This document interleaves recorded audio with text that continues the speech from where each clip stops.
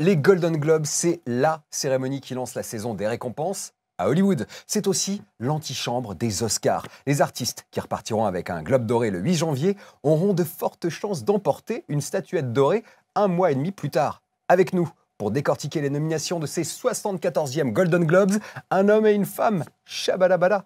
Nicolas Chalère de l'Obs, merci d'être là Nicolas. Bonjour. Et Daniel Para de Télécapsat Bonjour. Hebdo. C'est toujours aussi difficile à dire. Aujourd'hui, on va s'intéresser à la catégorie du meilleur réalisateur. Je la fais très courte. Les meilleurs réalisateurs cette année aux Golden Globes sont Damien Chazelle de La La Land, Tom Ford, réalisateur de Nocturnal Animals, Mel Gibson pour Tu ne tueras point, Barry Jenkins, Moonlight, Kenneth Lonergan, Manchester by the Sea. Votre pronostic, Daniel? Damien Chazelle, je pense, vraiment. Pour La La Land. Oui, je pense. Enfin, ça va être, à mon avis, ça va être entre lui et Manchester by the Sea. Entre comédie et drame, en fait. Mais La La Land, c'est votre coup de cœur, je crois. Oui, c'est un coup de cœur. C'est vrai que j'ai beaucoup aimé ce film. Surtout que je ne suis pas très comédie musicale. Donc j'y suis allée en me disant, bon, quand ils vont commencer à danser, à chanter, ça va peut-être... Notre-Dame de Paris, c'est pas trop votre truc. On m'a dit le contraire, pourtant. C'est pas vraiment la référence. Et vous-même? Je pense que Chazelle a des chances. Faut se méfier d'un film qui n'est pas encore sorti en France, qui est Moonlight, qui est précédé d'un très très bon buzz, d'un jeune réalisateur, je crois que c'est son premier long métrage, si je dis pas de bêtises, Barry Jenkins. Et c'est un film très fort, donc je pense que ça va se jouer entre ces deux-là. Tu as un point évacué de la liste? Oui, parce que Mel Gibson, on sait que voilà, c'est même étonnant presque de le retrouver nommé, comme on dit, pardon.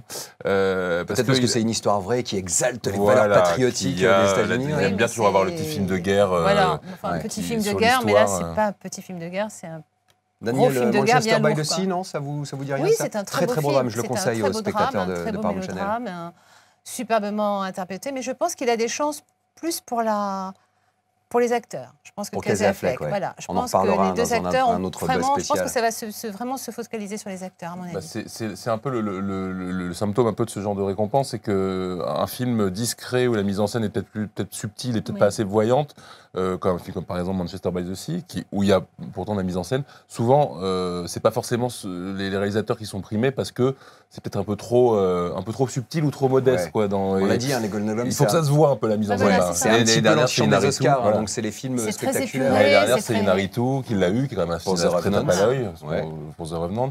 Voilà, faut qu'il y ait une notion, et je pense c'est pour ça que Chazelle a peut-être plus de chance que les autres, parce que le résurrecteur de la comédie musicale, ça a de la gueule et ça se voit à l'image. Dans le genre mise en scène un peu tape à l'œil, le film de Tom Ford, Nocturnal Animals, se pose là, non? C'est assez esthétique.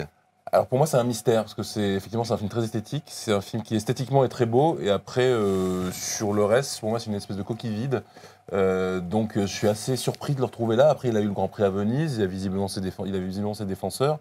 Moi j'étais resté assez perplexe par rapport à son premier film Single Man avec Colin Firth et Julianne Moore. Là c'est donc le second film d'ex-créateur de mode très connu.